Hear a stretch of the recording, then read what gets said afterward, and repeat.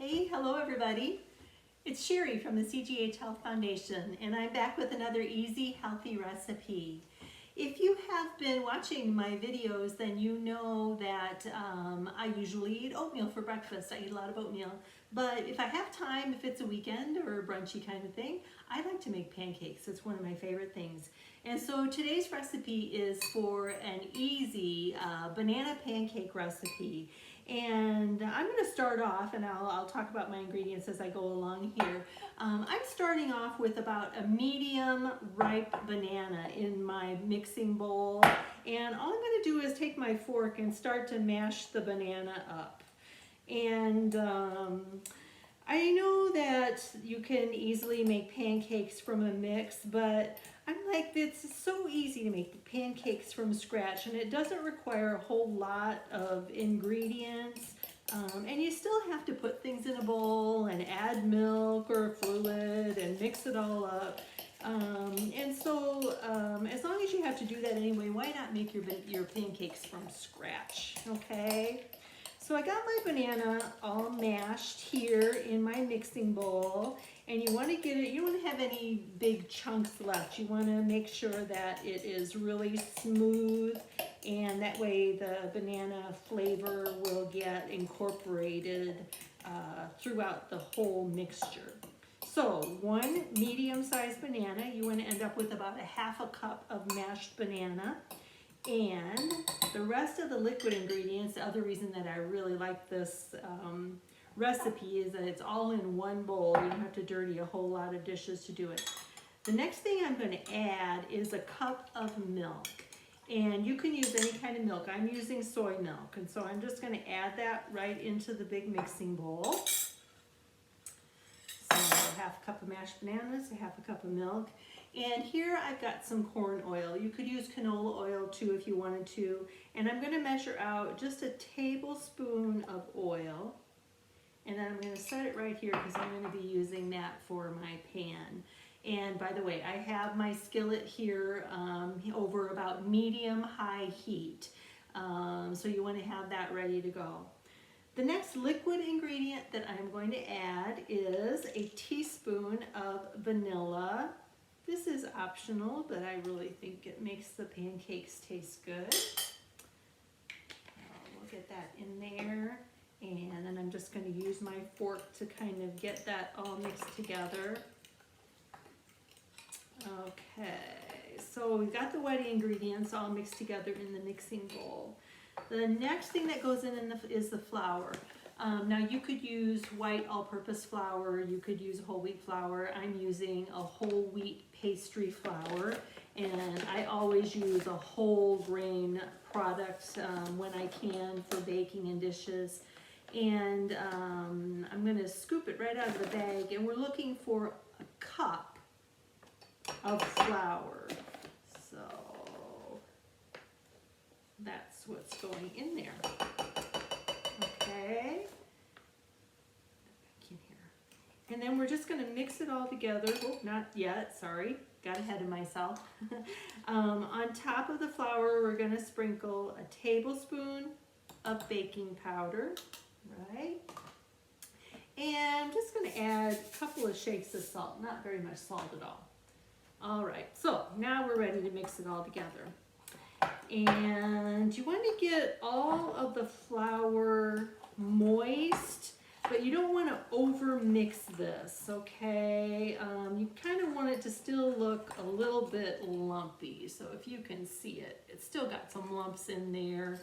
It's not perfectly smooth yet.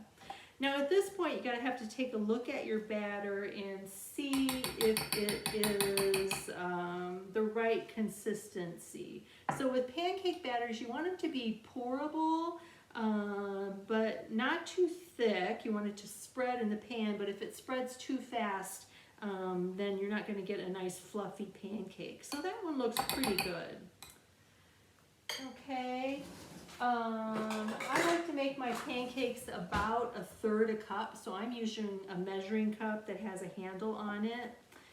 The next thing I'm going to do is in my skillet over here, I'm going to add a couple drops of oil, and then I've got a pastry brush just to kind of brush it around in there. Okay, so here goes a cup of pancake batter. Drop it in there, and I can hear it sizzling. So a third cup makes just about a perfect size pancake, and we'll leave it to cook there. For bananas, I chose a pretty ripe banana, and in fact I wore my shirt today to remind myself that the riper the banana, the sweeter it'll be, and the more your pancakes are going to taste like banana. So you want your bananas to have leopard spots on them, like my shirt does, and that's going to give you a really, really good batter then. Bananas have gotten kind of a bum rap. They made the list of some food that was bad for people with diabetes for some reason, and I don't understand that. They're actually a very, very nutritious fruit. They've got vitamin B6, they've got about 3 grams of fiber per banana, and the fiber that it has is that nice resistant or starchy kind of fiber. So it doesn't dissolve all in your upper intestine. It gets dragged down to the lower gut. They've got potassium, which is important for our nerves and our heart. And to kind of balance the sodium load, they kind of help to, if you get too much salt, to kind of balance the sodium. They've got magnesium, they've got vitamin C, so they're really good. And you may know that bananas are part of something called the BRAT diet. B-R-A-T stands for bananas, rice, applesauce, and toast. And so when people are recovering from diarrhea or digestive upset stomach, the banana is part of those foods that are very easy to digest and kind of help to replenish our electrolytes, etc. So don't give up on bananas.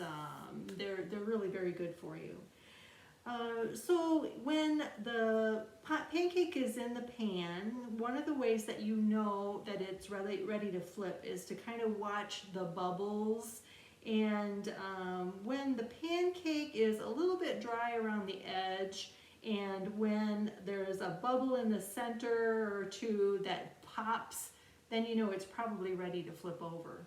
And so I'm gonna flip this one. Oh my gosh, isn't that pretty? Look at how it puffed up there. Nice and golden brown. And these are kind of thick pancakes. They're big and fluffy pancakes. And so it'll take just a minute or two on this side too until the other side gets browned, and it will be ready to eat. You can bet that I didn't go through all the trouble to make a really healthy pancake full of whole grains and bananas and no eggs, and then I'm going to pour a bunch of syrup on it. That's not going to happen. I will probably maybe spread just a little bit of peanut butter on these. I like banana and peanut butter together. Other healthier toppings that you could consider, if you go back and look at our videos, the grape chia jam that we made would be a great topping for pancakes. Or how about the applesauce, the very easy applesauce? That would be another really healthy topping for pancakes. So don't limit yourself to just maple syrup and pouring on a bunch of syrup. Putting on healthier topping makes this a much healthier dish.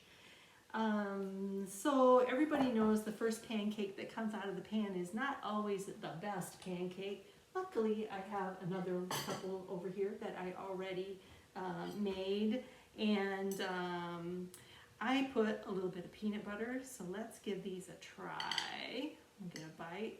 I know this is dangerous, putting peanut butter in my mouth, and then I'm going to try to talk later. That is really good. Like I said, you use a really ripe banana, and your pancakes are going to be naturally sweet, and they're going to taste like bananas.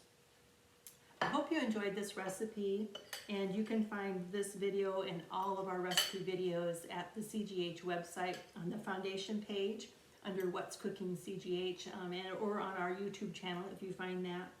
And try it, let me know what you think about it, and we'll see you next time.